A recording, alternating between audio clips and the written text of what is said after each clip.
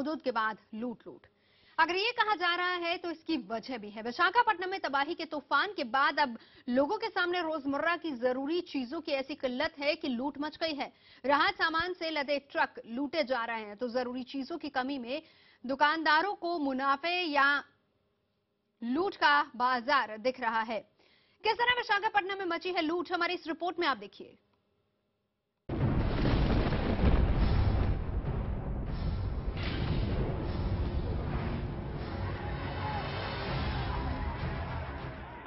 ऐसा लग रहा है जैसे कि यहाँ पे बहुत दिनों से लोगों को सब्जियों के दर्शन नहीं हुए हैं। आप देख सकते हैं किस तरह से भीड़ यहाँ पे लूटपाट पर आमादा है। पुलिस के लाख कोशिशों के बावजूद कोई भी ये मानने को तैयार नहीं है, कोई भी पीछे हटने को तैयार नहीं है। साफ तौर पे कह सकते हैं कि इस तबाही के बाद जो सबसे बड़ी चुनौती सरकार के सामने यहाँ की व्यवस्था को व्यवस्थित करने के साथ साथ लोगों की भूख को मिटाना, आप देख सकते हैं कि किस तरह से यहाँ पे लोग सामान उठाकर ले जा रहे हैं। 190 किलोमीटर प्रति घंटे की रफ्तार से साए साए चलने वाला चक्रवर्ती तूफान हुदहुद, भारी बारिश और अब भूख। अफरा तफरी का पूरा माहौल है यहाँ पर विशाखापट्टनम में। लोगों के पास खाने का सामान नहीं है, पीने का सामान नहीं है और एक राहत ट्रक आया जिस पर लोग टूट पड़े हैं। बात करते सर, आपने क्या सामान निकाला है? कितना मुश्किल सिचुएशन यहाँ पर अभी अंदर है? बहुत मुश्किल से ये मैं पाया हूँ। पीने का पानी नहीं है, करंट नहीं है, दूध नहीं है, सब्जी नहीं है, कुछ भी नहीं है। तबाही के बाद शहर अपना पता पूछ रहा है तो इंसान इंसानियत का ठिकाना। तबाही का अंदेशा होते ही उससे निपटने की सरकार की तैयारियों का बजा डंका। लेकिन तबाही के बाद उसके दुष्प्रभावों से पार पाने की नाकामी ने खोली पोल। लुटे पिटे शहर में रहने वाले क्या तबाही के बाद लुटेरे बनने को कर दिए गए मजबूर? 3 दिन से भूख से लड़ने वालों के पास क्या है विकल्प? क्या इस तरीके से आंध्र प्रदेश और ओडिशा में लौटेगी पटरी पर जिंदगी?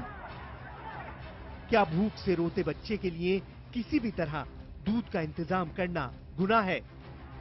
क्या भूख से बेचैन घर वालों के लिए खाने का इंतजाम करना अपराध है? या फिर इनकी जरूरतों की अनदेखी करना है सबसे बड़ा गुनाह? किसका गुनाह है सबसे बड़ा? देखिए हुदहुद के लुटेरे। तूफान के कहर के बाद अब जरूरी चीजें, खासकर खाने पीने की चीजों की बेहद किल्लत हो गई है। लोग किसी तरह से जरूरी चीजें हासिल करना चाहते हैं। विशाखापट्टनम में कलेक्टर दफ्तर के बाहर सब्जियों से भरा ट्रक जा रहा था तो लोगों ने उसे लूटने की कोशिश की। पुलिस की तमाम कोशिशें बेकार साबित हो रही थी। हमारे संवाददाता विक्रांत दुबे बता रहे हैं ताजा हाल।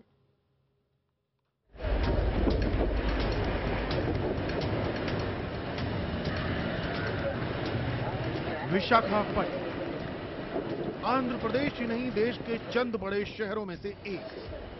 ये उसी शहर की तस्वीरें हैं। हुदहुद नाम की तबाही ने शहर की सूरत बदल कर रखी।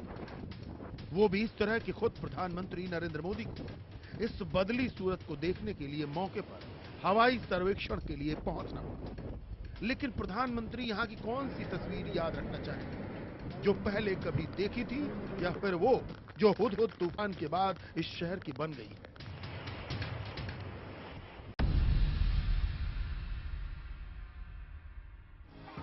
अनाज और दूसरी जरूरी चीजों से भरा एक ट्रक जैसे ही रुका, लोग उस ट्रक की तरफ लपक पड़े।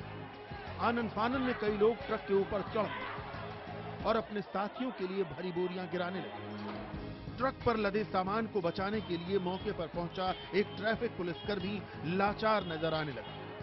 भूख और बेबसी ने लाठी की मार को बेअसर कर दिया। लूट की ये तस्वीर रोंगटे खड़ी कर देने वाली है, क्योंकि ये है हुदहुद के लुटेरे।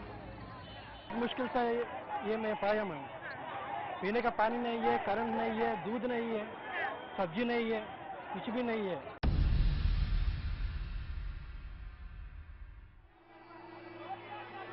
हुदहुद के लुटेरों की ये एक और तस्वीर है। सब्जियों से भरा ट्रक डीएम के दफ्तर के बाहर पहुंचा नहीं कि लोगों ने रोक कर लूटना शुरू कर दिया। जिसके हाथ जो लगा वो वही लेकर भागने लगा। किसी के हाथ चंद करेले आए तो किसी के संतरे, तो किसी को आधी तोरई से ही संतोष करना पड़ा। 3 दिन से खाना नहीं है, पानी नहीं है, कुछ भी मिल्क भी नहीं है और बच्चों के लिए वही परेशान चलेगा।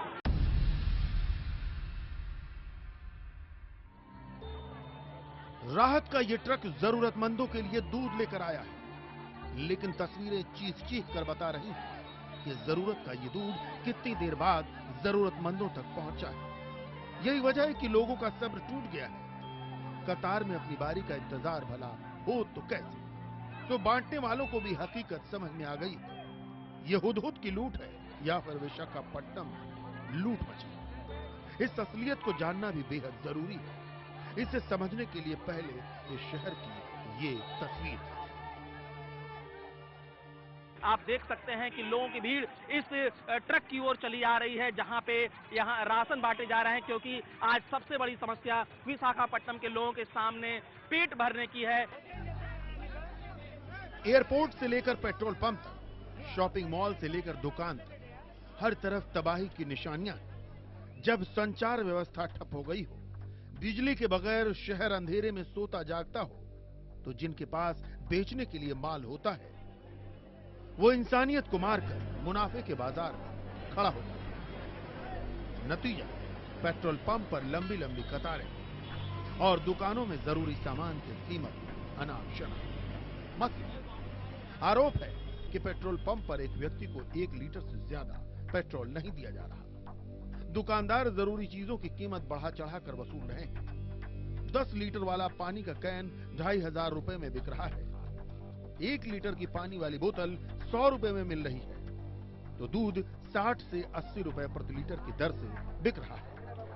तभी तो ये भी कहा जा रहा है विशाखापट्टनम लूट मची। साक्षी खन्ना के साथ विक्रांत दुबे, विशाखापट्टनम, IBN 7।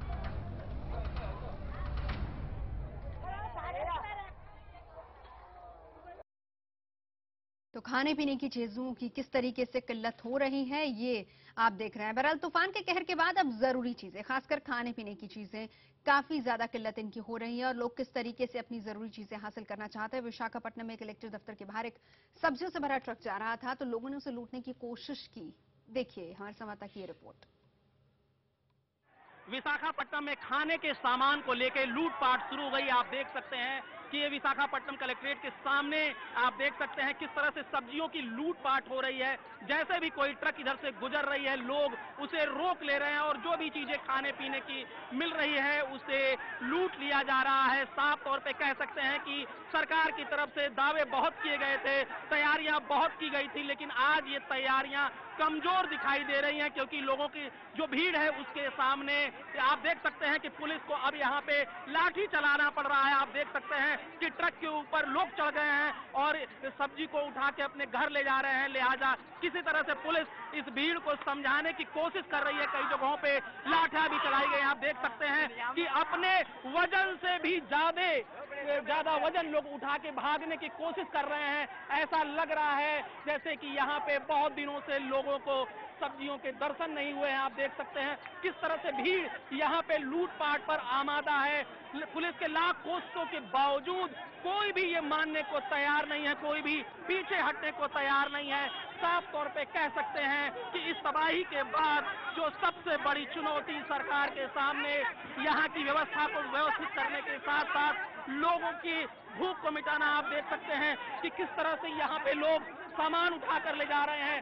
बोरियों को ट्रक से उतारा जा रहा है, लेकिन वजन इतना ज्यादा है कि इसे उठा पाना भी मुश्किल हो रहा है। आप ये देख सकते हैं कि ये वाईजैक विशाखापट्टनम का कलेक्ट्रेट ऑफिस के सामने का नजारा है, जहां पे सब्जियों की लूटपाट की जा रही है। और सिर्फ यही नहीं बल्कि हर जगह ऐसा ही मंजर दिखाई दे रहा है, क्योंकि आज यहाँ के लोगों के सामने सबसे बड़ी समस्या पेट भरना, खाने के लिए अनाज और पीने के लिए पानी है। कैमरामैन अंशुमान के साथ विक्रांत दुबे, विशाखापट्टनम, IBN 7।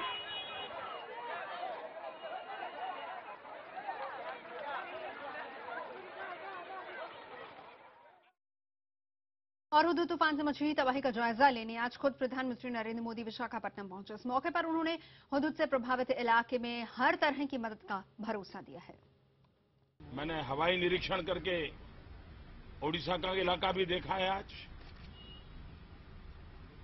मैंने पहले कहा उस प्रकार से भारत सरकार इस संकट के समय पूरी तरह आंध्र सरकार के साथ रहेगी। भारत सरकार के जो कई एस्टैब्लिशमेंट हैं उनका भी भारी नुकसान हुआ है। कोस्ट गार्ड हो, नेवी हो, रेलवे, एयरलाइंस, नेशनल हाईवेज, उन सब के लिए भी भारत सरकार की तरफ से अलग से लोग आएंगे, सर्वे करेंगे और उसकी चिंता भी हम करेंगे।